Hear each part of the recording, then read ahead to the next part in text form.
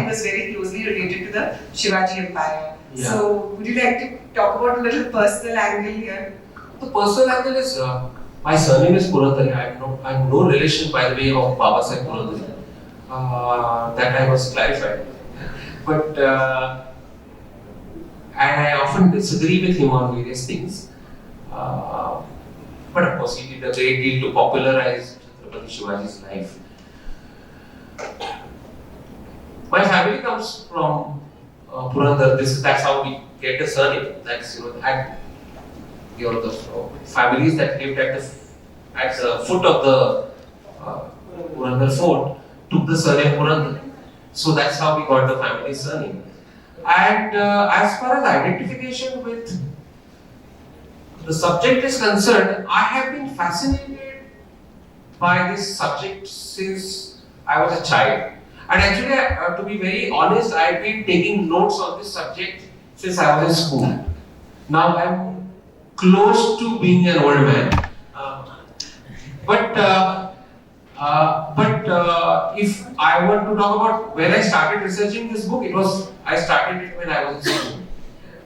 Only I started writing this some 5-6 years earlier. But my notes were ready, more or less ready. So it took you 5 or 6 years to write? To write this, yes, of course.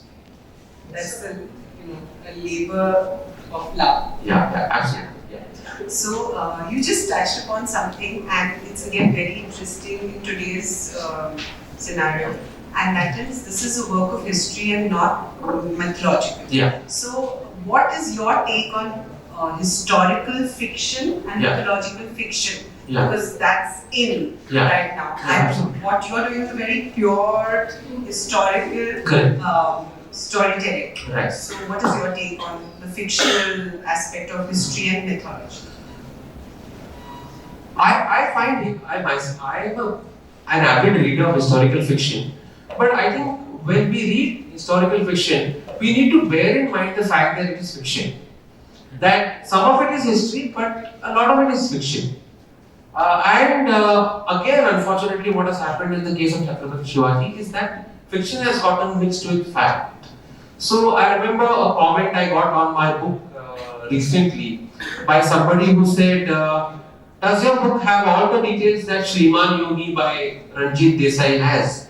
So Shriman Yogi is actually a work of historical fiction. And it has imagined dialogue and all of that. Now, I'm not writing a work of historical fiction at all. So I'm not imagining any dialogues. When I'm citing Chhatrapati Shivaji's letter on Sinhagarh, calling it Kondana, the letter of 1663, I'm actually citing a letter that is there in the historical records. A document that exists, you can find it, states. It exists. Or when I'm talking about the raid of Surat and what actually happened there, I'm referring to all the historical documents. I'm not getting into some kind of imaginary conversation that happened. Like Jagannath Sarkar, again, I have a peeve in fact with Sarkar because he's also one of my favorites. But again, when he talks about the raid of Surat, he says that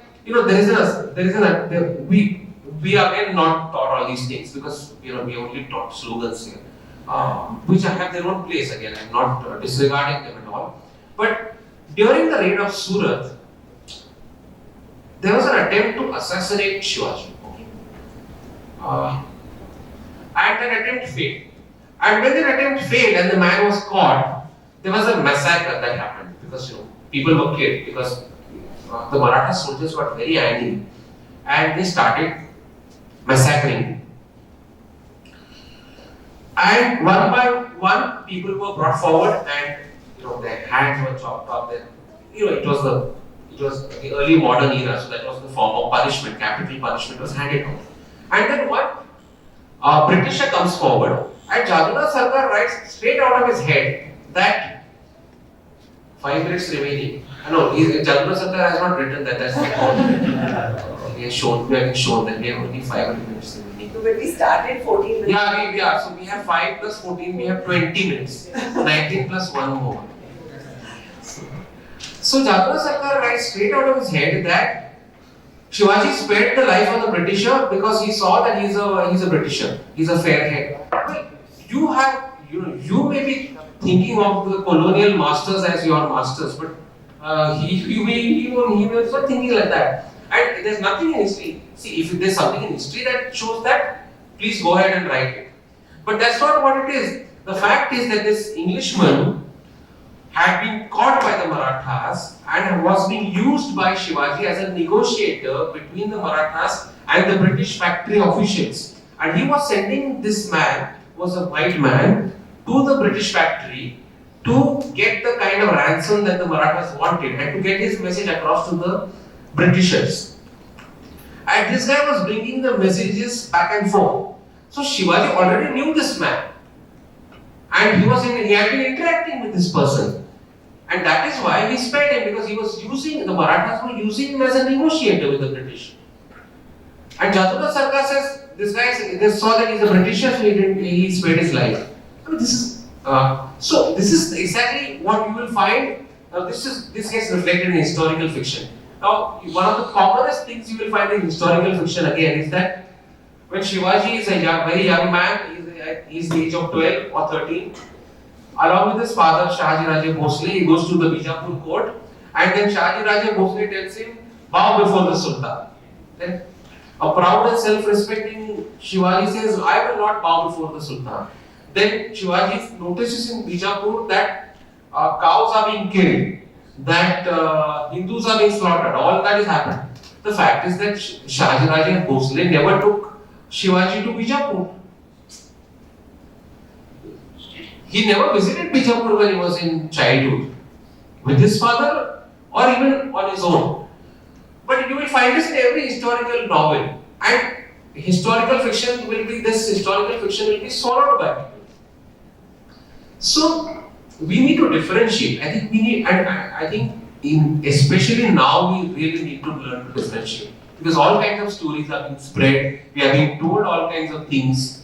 And the whole atmosphere is getting vitiated in a sense. And it's getting confused because those who are reading are not even checking the back cover. Exactly. It's history or stuff. Yeah. So especially my appeal to the youngsters here, or majority of you are students, that check, is it fiction, and differentiate between history and fiction. So I'm going to combine my next two questions because of that board out there. Yeah, the pressure. So for today's generation, and put it into two parts. One is, what do we learn from Shivaji? Because you said that courage to take on an empire and build one of your own. Yeah. So what is it that you want that this generation, people sitting here, should imbibe from someone who was born so many hundreds of years ago? And the second aspect is a more administrative aspect, and that is, it is commonly being heard and known that he is the father of the Indian Navy. Yeah. So can you just throw light upon this? I can give a combined answer to that. Yes, thank you so much. So the most important thing about his life is his will and his resolve, his self-belief, that there is incredible and extraordinary self-belief, and that is something to imbibe. But that self-belief by itself does not do everything. It is combined with a certain vision, and this is where the Navy thing comes in, and I will give an example of this. There's been a lot of discussion in the past few months about Chhatrapati Shivaji being the father of the Indian Navy. But then what about the Cholas? The Cholas built their navy earlier, so why do we call him the father of the Indian Navy? And very recently, the Indian Navy adopted for its own emblem, the insignia of Chhatrapati Shivaji. So the answer that I provide will, hopefully, is an illustrative example of what Shivaji's life is all about and what there is to learn from this man. The Cholas undoubtedly had a very strong and powerful navy. They were powerful rulers. They went all the way to Southeast Asia and they conquered the seas. They were powerful. When the Chola Empire is extinguished, sometime in the 1250s, other powers coming. There is the Islamic invasion that happens, and then the Bahmani kingdoms come here. The various Deccan kingdoms are formed. The Nizam Shahi, the Adil Shahi, the Qutub Shahi, and other kingdoms. And then there's the Mughal Empire that rules. For 500 years, close to 500 years, nobody thinks of the importance of the sea. The Mughals do not build a navy. The Bahmani kingdom does not. The Adil Shahi does not. The Nizam Shahi does not. The Qutub Shahi does not. What happens as a result? In 1510, the Portuguese come and conquer Goa. The British set up factories all across India's massive coastline. The French come and start ruling at Pondicherry and some other places. The Dutch come and have their own pockets of power. So India has a massive coastline, and these four foreign powers are controlling that coastline completely. So if you want to just look at this fact, if the Mughal emperor or the Bijapur Badshah wants to take his family to Hajj, he needs to take a permit or a license from the British or the Portuguese or the French or the Dutch to get into the waters and go there and come back. If they want to take goods out of beyond the subcontinent and back to the subcontinent from the seas, then they need permission from these foreign powers. So Shivaji is alone among his contemporaries to recognize the significance of the sea in terms of both defense and trade. He recognizes this in his 20s when his state is not even completely built. He is still struggling. He has not even killed Afzal Khan. Okay, so he is not a major power at all. He kills Afzal Khan at the age of 29. Okay, in 1659, when he's 29 years old, he kills Afzal Khan. And he starts building his navy in the year 1658-1659. When he's 28, 29 years old, he starts building his navy. Now, the Marathas have absolutely no navy technology. They have zero, because nobody in India has got any technology. Nobody is bothered for 500 years. So he borrows technology from the British, from the Portuguese. And I found interesting British documents and Portuguese documents where the Mughal emperor is complaining to the British that your engineers, we are hearing, are building some naval vessels for Shivaji. What are you doing? Why are you helping him? So the British factory officials are writing back saying, we are not helping him at all. He is taking our engineers away. He is paying them more and taking them away from us. He is doing the same with the Portuguese engineers. He is taking the marine engineers away. And he's telling them, build these ships for me. I want them. Because he understands the importance. Okay. Now this is where the vision comes in. Okay. And so he starts with very rudimentary vessels. The British in some of their documents are even dismissive of those vessels. But gradually they realize that he is up to something. And by the year 1674, when he is coronated as the Chhatrapati or the king at the age of 44, he has built at least 50 defense vessels which are engaged in combat. Of course, they are varied quality. See, you cannot in a lifetime, you know how many years it takes to build a defense vessel, right? A navy vessel. But some are very small vessels, they are thin vessels, so they can maneuver their way quickly, but they have pace. Others are heavy vessels, so they can carry cannon and other kind of heavy guns on them. There are trading vessels as well. So a variety of vessels, and if you take the trading vessels into account, he has close to 700 trading vessels by the year 1674, by the time he is coronated as king. So look at this astounding achievement in a span of just 20 years or so. In fact, 15 years or so.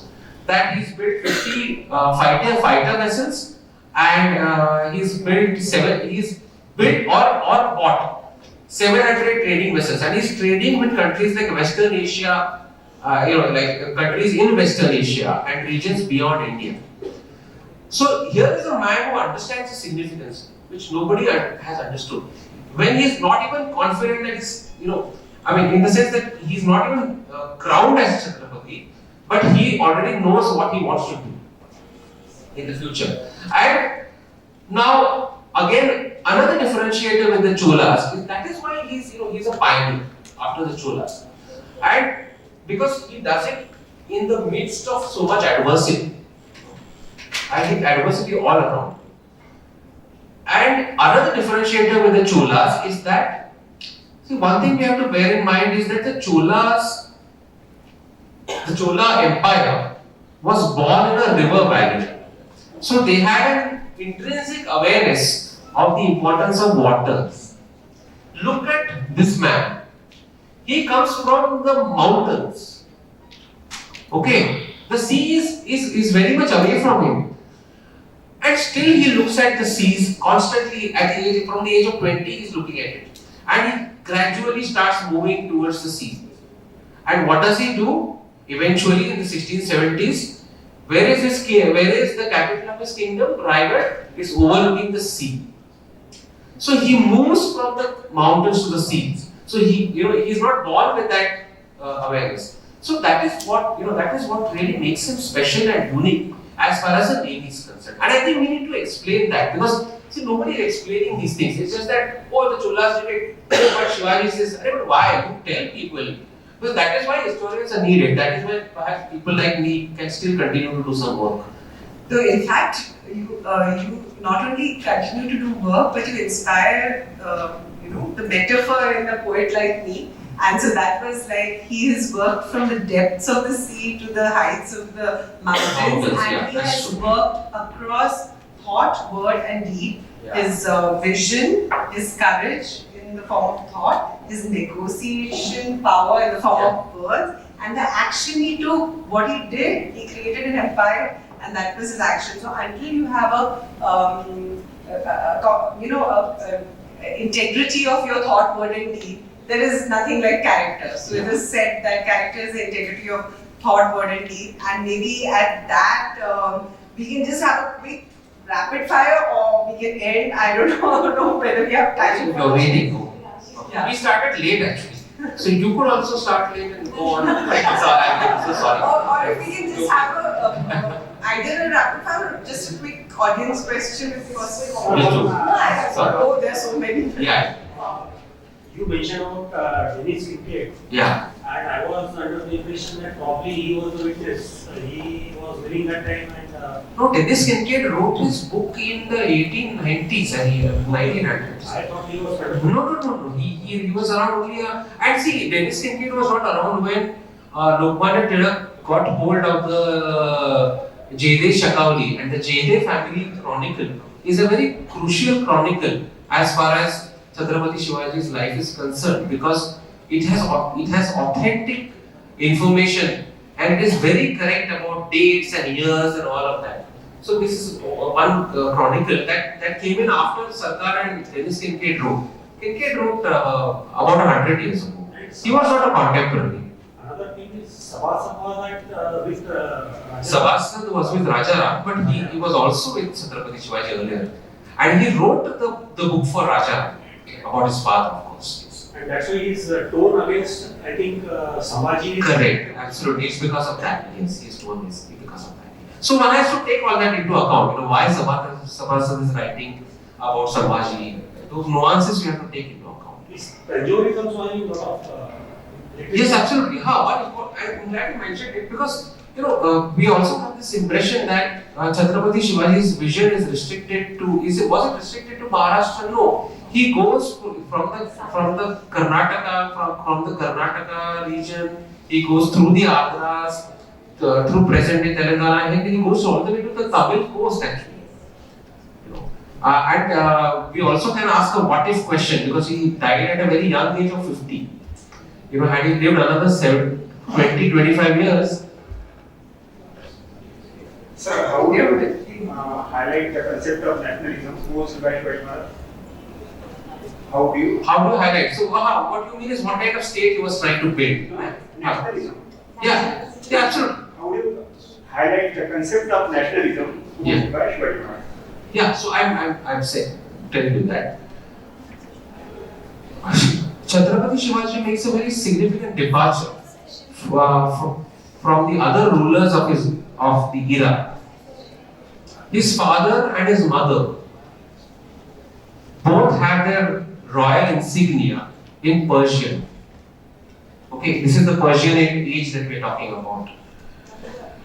At the age of 16, Shivaji gets his own insignia and he gets it in Sanskrit. This is at a time when everybody is getting their seals in Persian. Even the Hindu Rajas of the south, those that still exist, have their seals in Persian and they are calling themselves as sultans, even those Rajas. Because the Persian culture is all encompassing. When Shivaji gets crowned, he does not call himself the Sultan, he calls himself Chhatrapati. He tells his officials to create a new dictionary to replace Persian terms with Sanskrit words. So, in my opinion, he is building, he has this vision of we can't call it a secular polity, we can't call it secular nationalism, because secular is a term borrowed from the West. It is essentially a Hindu polity. It's a Hindu polity which is deeply respectful of all other faiths. So one of his bitterest critics, who calls him a hell dog, the Mughal historian Khafi Khan, he calls Shivaji a hell dog, he hates him. But he says that Shivaji had given instructions to his soldiers that if they found a copy of the Quran or the Bible or the holy book of any other faith, or if they found a holy person, or if they found women and children when they were capturing a fort, then that holy book had to be returned with complete respect to its rightful owner. If women and children were captured, they had to be respectfully sent to their rightful homes. And he appoints two Muslims as his navy admirals. Daulat Khan and Darya Sarang Ventji, two of his navy admirals, are Muslims, so he does not discriminate on the basis of faith. So he is building what is essentially a Maratha state, which is consistent with the idea of a Hindu state, because the Maratha identity and the Hindu identity, they come together. They are not incompatible. They are compatible identities, and the faith is the same. At the same time, he drinks deep of the fountain of Hindu civilization and shows a tremendous respect for all faiths. But he will not allow his own cultural and civilizational identity to be diminished or obliterated. Which is why when Netaji Palkar, one of his commandants who's gone over to Aurangzeb and got converted as a Muslim, comes back to him after 10 years, he reconverts him to Hinduism. So he will assert himself as a Hindu, but he will not insult other religions. He will show a tremendous respect for other religions.